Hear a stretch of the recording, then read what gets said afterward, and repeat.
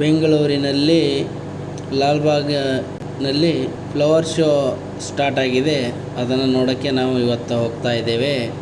ಸ್ವಲ್ಪ ಎಂಟ್ರಿ ಆದ ತಕ್ಷಣ ಒಳಗಡೆ ನಿಮಗೆ ಟಿಕೆಟ್ ಕೌಂಟರ್ ಇದೆ. ಟಿಕೆಟ್ ಕೌಂಟರ್ ಲೆಫ್ಟ್ ಸೈಡಲ್ಲಿ ಕಾರಂಜಿ ಇದೆ, ವಾಟರ್ ಸಖತ್ತಾಗಿದೆ.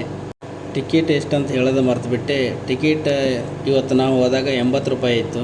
ನಾಳೆಯಿಂದ 100 ರೂಪೀಸ್ ಆಗುತ್ತೆ. ಮಕ್ಕಳಿಗೆ 30 ರೂಪಾಯಿ ಟಿಕೆಟ್ ಇರುತ್ತೆ. ನಾವು ಹೋಗಿದ್ದು 8ನೇ ತಾರೀಕು. 9ನೇ ತಾರೀಕಿಂದ 17ನೇ ತಾರೀಕುವರೆಗೂ 100 ರೂಪಾಯಿ ಚಾರ್ಜ್ ಇರುತ್ತೆ ಟಿಕೆಟ್. ಎಂಟ್ರಿಯಾಗಿ ಸ್ವಲ್ಪ ಮುಂದ್ಗಡೆ ಬಂದಮೇಲೆ ರೈಟ್ ಸೈಡ್ಗೆ ಒಂದು ಕೆರೆ ಇದೆ.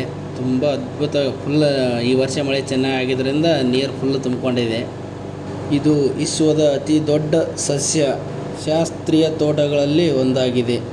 ಸುಮಾರು 240 ಎಕರೆಯಲ್ಲಿ ವಿಸ್ತೀರ್ಣದಲ್ಲಿದೆ.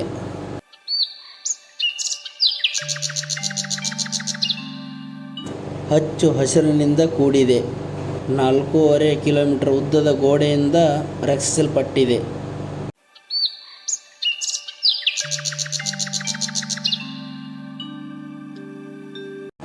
ಹದಿನಾರನೇ ಶತಮಾನದಲ್ಲಿ ಕೆಂಪೇಗೌಡರು, ಬೆಂಗಳೂರಿನ ಸಂಸ್ಥಾಪಕರು, ಸ್ಥಾಪಿಸಿದ ಪುರಾತನ ಕಾವಲು ಗೋಪುರಕ್ಕೆ ಹೊಂದಿಕೊಂಡಿರುವ ಲಾಲ್ಬಾಗವನ್ನು 1760ರಲ್ಲಿ ಮೈಸೂರಿನ ಅರಸರಾದ ಹೈದರ್ ಅಲಿ ಮತ್ತು ಟಿಪ್ಪು ಸುಲ್ತಾನ್ ಅವರು 40 ಎಕರೆ ಖಾಸಗಿ ರಾಯಲ್ ಗಾರ್ಡನ್ ಆಗಿ ಸ್ಥಾಪಿಸಿದರು.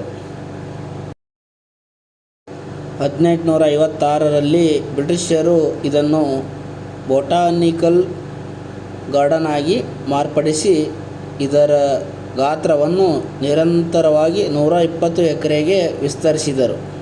ತದನಂತರ ಡಾಕ್ಟರ್ ಎಂ.ಎಚ್. ಮರಿಗೌಡರ ಕಾಲಾವಧಿಯಲ್ಲಿ ಲಾಲ್ಬಾಗ ಸುಮಾರು 240 ಎಕರೆಗೆ ವಿಸ್ತಾರಗೊಂಡಿತು.